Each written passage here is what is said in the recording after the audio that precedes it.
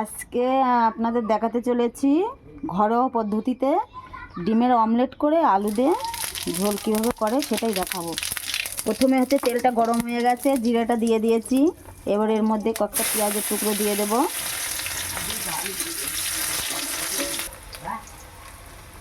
এবার এর মধ্যে কয়েকটা টমেটোর টুকরো দিয়ে দেবো। খানিক সময় নাড়বো, মানে 2-1 সেকেন্ডের জন্য নাড়াচাড়া করব।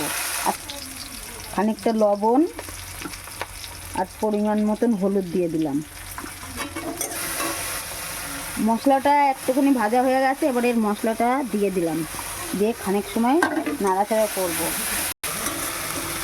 এই মশলাটা ছিল আদা পেঁয়াজ রসুন দিয়ে মানে বেটে রেখেছিলাম। মশলাটা শিলে বেটেছি, কিন্তু আমি কিন্তু মিক্সারে করিনি, হাতে বাটাই মশলা। মশলাটা কষে গেছে, এবার হচ্ছে ভাজা আলুটা দিয়ে দিলাম, দিয়ে এবার খানিক সময় নাড়াচাড়া করব। মশলাটা কষে গেছে, এবার গরম জলটা করেছি সেটা দিয়ে দেবো। গরম জলটা দিলে তরকারিটা দেখবে খেতেও ভালো লাগে আর খুব সুন্দর হয়। এবার সেই ভাজা মামলেট করা ডিমগুলো এর মধ্যে দিয়ে দেবো একে একে।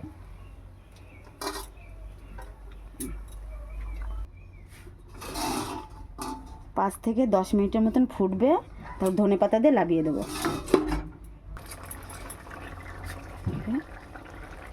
এই যে আমার ডিমের ঝোলের রেসিপি শেষ, ধনেপাতা দিয়ে লাগিয়ে দিলাম।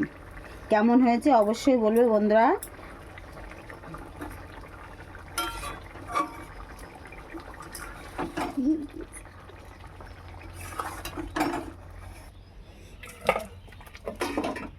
গরম গরম ভাতের সাথে খেতে